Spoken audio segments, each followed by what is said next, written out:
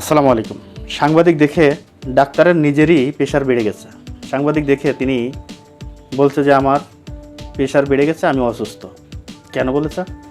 তিনি সরকারি মেডিকেলের ডাক্তার, রুগী দেখার কথা সরকারি মেডিকেলে, সেই রুগী না দেখে তিনি প্রাইভেট চেম্বারে, তার নিজস্ব প্রাইভেট চেম্বারে তিনি রুগী দেখতেছেন, মানে টাকার বিনিময়ে তিনি রুগী দেখতেছেন। সরকারি মেডিকেলে গিয়ে তিনি ফিঙ্গার দিয়েছেন, তার হাজিরা শেষ। ফিঙ্গার দিয়ে এসে তিনি রুগী দেখতেছেন। সাংবাদিকরা যখন তার কাছে প্রশ্ন করলো যে আপনি এখানে রুগী দেখছেন কেন, আপনার তো থাকার কথা মেডিকেলে, তা আপনি এখানে কেন? তিনি বলছে যে আমি অসুস্থ, আমার প্রেশার বেড়ে গেছে। দেখেন,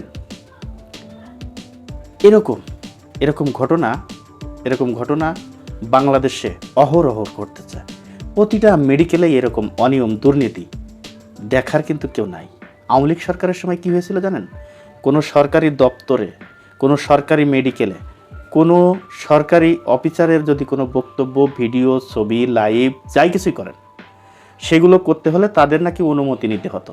মানে হয়েছে কি, যে আমিও অন্যায় করব, আমার ভিডিও নিতে গেলে আমার অনুমতি নিতে হবে, সে অনুমতি দেবে, সে অন্যায় করার সময় সে অনুমতি দিবে, সেই অনুমতি নিয়ে তারপরে ভিডিও করতে হবে। এই ধরনের সাংবাদিকদের গলা একেবারে চিপে ধরছিল আওয়ামী লীগ সরকার।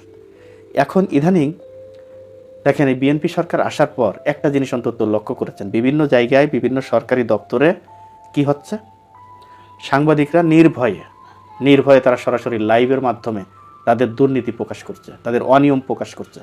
এতে করে কী হচ্ছে, কোথায় কি সমস্যা আছে, কোথায় কে অনিয়ম করছে, এটা কিন্তু স্বয়ং প্রধানমন্ত্রীর কিন্তু দেখতে পারতেছে, তিনি সেই ব্যবস্থাটা নিতে পারবে।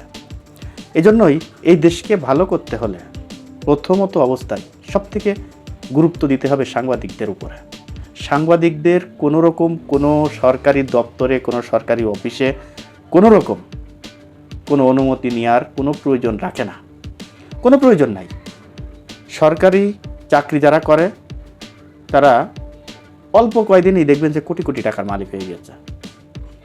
দেখবেন অল্প কয়দিন ভূমি মন্ত্রণালয়ে চাকরি করছে, কয়েক কোটি টাকার মালিক হয়ে গেছে। সাব রেজিস্ট্রারে চাকরি করছে, কয়েক কোটি টাকার মালিক হয়ে গেছে। এই যে সরকারি ডাক্তার, সরকারি মেডিকেলে ডিউটি করার কথা, সেখানে না করে পার্সোনাল চেম্বারে তিনি ডিউটি করতেছে।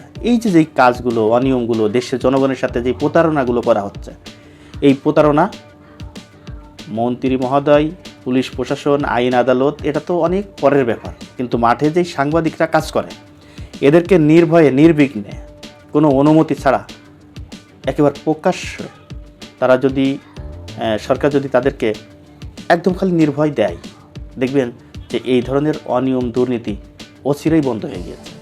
কোনো রকম সাংবাদিকদের উপরে কোনো বাজে বিহেভ কেউ যদি করে, তাদের বিরুদ্ধে আইনানুগ ব্যবস্থা নেওয়া উচিত। তাহলে দেখবেন যে এই দেশে অনিয়ম, দুর্নীতি বন্ধ হয়ে যাচ্ছে। অনিয়ম, দুর্নীতি বন্ধ করা তো সরকারের একার পক্ষে সম্ভব না, এটা তো সবাই মিলে করতে হবে। শুধু সরকারকে খালি দোষ দিলেই হবে? তবে সরকারের এই কাজটা যদি সরকার করতে পারে, যে যেখানেই দুর্নীতি হবে, যেখানেই অনিয়ম হবে, এই বিষয় সাংবাদিকদের পুরোপুরি স্বাধীনতা দিতে হবে। মানে পূর্ণাঙ্গ স্বাধীনতা দিলেই কেবল দেখবেন যে বিভিন্ন প্রতিষ্ঠানের অনিয়ম, দুর্নীতি এগুলো বন্ধ হয়ে যাচ্ছে। দর্শক, ভিডিওটি যদি ভালো লেগে থাকে, আপনাদের কাছে অনুরোধ থাকবে বেশি করে শেয়ার করবেন, লাইক করবেন, আপনাদের মতামত আপনারা কমেন্ট বক্সে জানিয়ে যাবেন। দর্শক, ভালো থাকবেন, সুস্থ থাকবেন।